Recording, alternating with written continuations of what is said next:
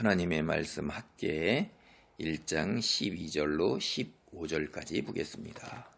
스알디엘의 아들 수룹바벨과 여호사닥의 아들 대제사장 여호수아와 남은 모든 백성이 그들의 하나님 여호와의 목소리와 선지자 학계의 말을 들었으니 이는 그들의 하나님 여호와께서 그를 보내셨음이라. 백성이 다 여호와를 경외하매 그때 여호와의 사자 학계가 여호와의 위임을 받아 백성에게 말하여 이르되 여호와가 말하노니 내가 너희와 함께 하노라 하니라.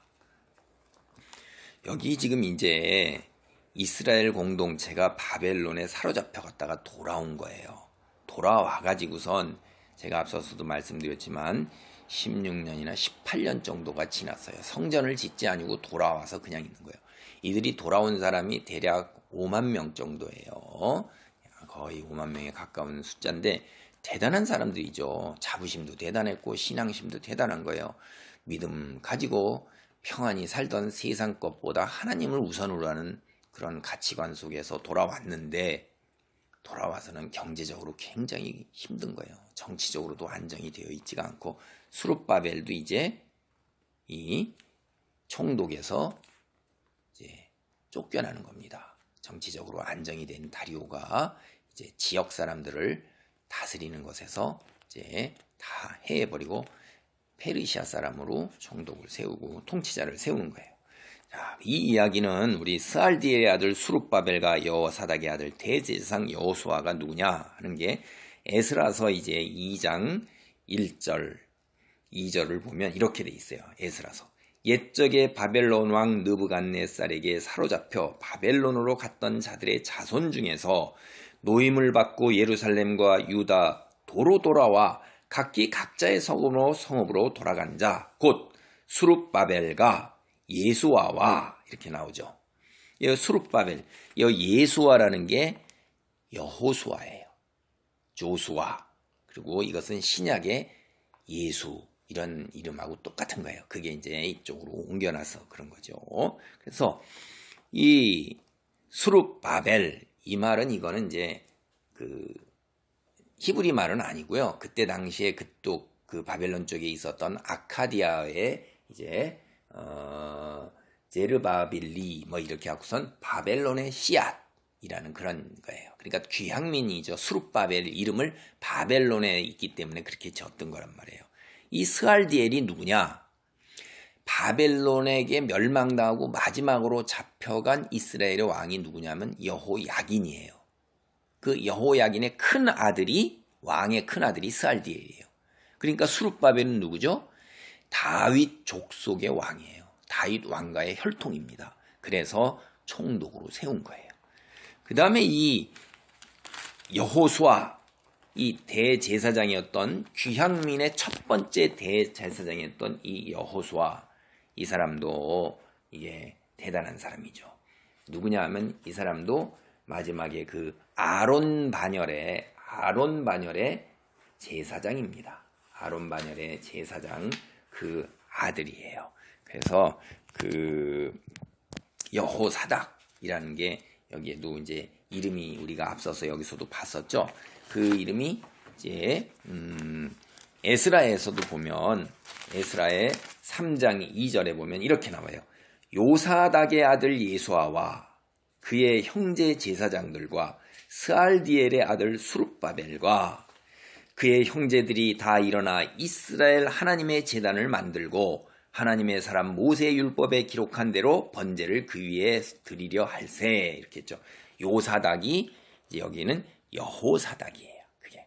그래서 이미 이 집안이 아론 계열의 제사장으로서 형제들도 제사장이고 특별히 이 여호수아가 대제사장이었죠. 그러니까 종교적으로 굉장히 큰 권력을 줬는데 이들이 여호와의 사자, 학계 이렇게 나오죠. 하나님께서 보내신 사람을 이게 사자 우리가 이렇게 이야기를 하잖아요. 여호와의 사자.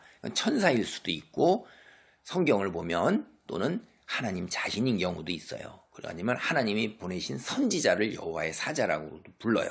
그러니까 여기서 여호와의 위임을 받아 하나님께서 세우셨다는 얘기예요. 그러니까 백성들이 다 하나님께서 세우셨다는 것을 받아들이는 거예요. 근데 이게 이제 이 두 번째 이 백성들 앞에서 학개가 하나님의 말씀을 전하는 거예요. 내가 너희와 함께 하노라. 이렇게 말씀을 전하는 거예요.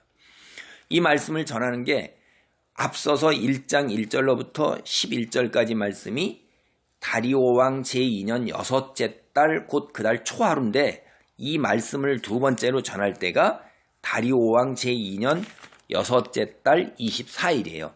24일이 지난 다음에 다시 학개가 백성들에게 하나님의 말씀을 전하는 거예요. 두 번째로 24일 만에.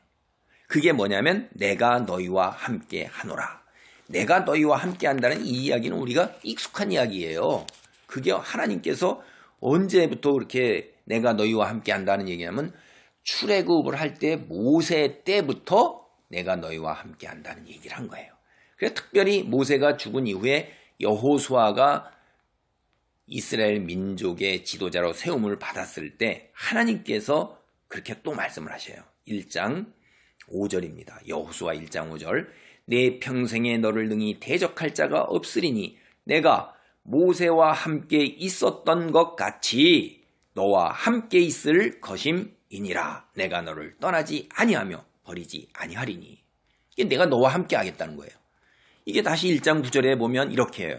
내가 네게 명령한 것이 아니냐. 강하고 담대하라. 두려워하지 말며 놀라지 말라. 내가 어디로 가든지 네 하나님 여호와가 너와 함께 하느니라 하시니라. 하나님이 함께 하신다는 얘기는 이거는 백지수표를 그냥 주는 거예요. 하나님이 함께 한다는 거는 내가 하나님 뜻 안에서 행하는 모든 일을 하나님이 손으로 거들어서 이룩하겠다는 거예요. 이거 이상 하나님이 동행하시면서 하나님이 함께 하신다는 것 이상 더 큰 축복 어디 있냐 이 말이에요. 하나님이 함께 하신다. 내가 너희와 함께 한다 하는 거 이건 대단한 거예요. 근데 우리는 여기서 한 가지 조심해야 될 일이 있어요. 하나님이 우리와 함께 한다고 그래서 내가 이 땅에서 내가 해야 할 목, 감당해야 할 고통, 시련 이것이 싹 다 제해지고 날아가는 건 아니에요. 하나님은 그렇게 하시는 게 아니에요.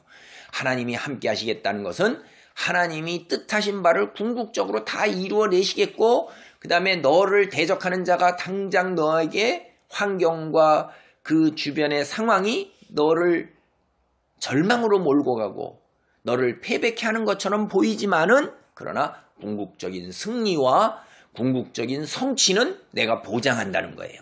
과정에서 겪는 너의 수고로움과 헌신과 충성과 너의 시련은 그것은 다 제하여 버리고 없어지는 것이 아니라 이거예요.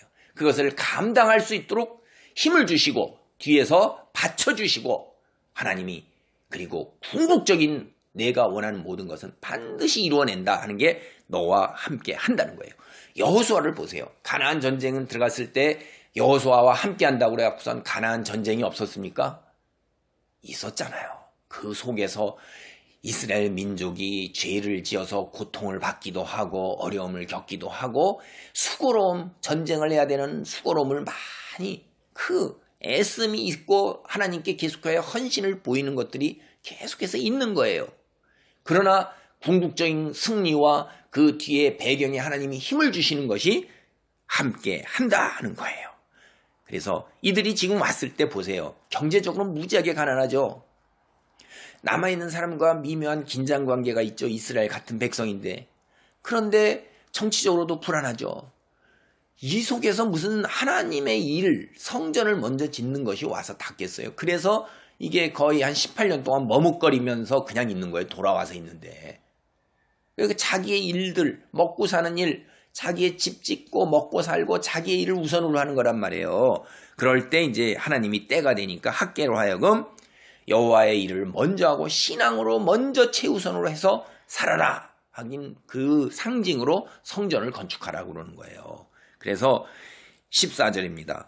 여호와께서 스알디엘의 아들 유다 총독 수룹바벨의 마음과 여호사닥의 아들 대제사장 여호수아의 마음과 남은 모든 백성의 마음을 감동시키심에 그들이 와서 만군의 여호와 그들의 하나님의 전공사를 하였으니 성령이 역사하셔서 이들이 하나님 말씀, 학계를 통하여 외치는 하나님의 말씀을 듣고 마음이 감동을 받은 거예요. 그래가지고 이제 성전 공사를 하는 첫 삽을 뜬 겁니다. 24일 만에. 그러니까 처음에 하나님의 말씀이 선포되었을 때 성전을 건축하라 하는 말씀을 듣고도 24일 동안 이들이 모여서 여러 가지 회의를 하고 모임을 가지고 과연 그러한가 살피고 막 이러다 24일 만에 결단을 내려서, 이건 결단이에요.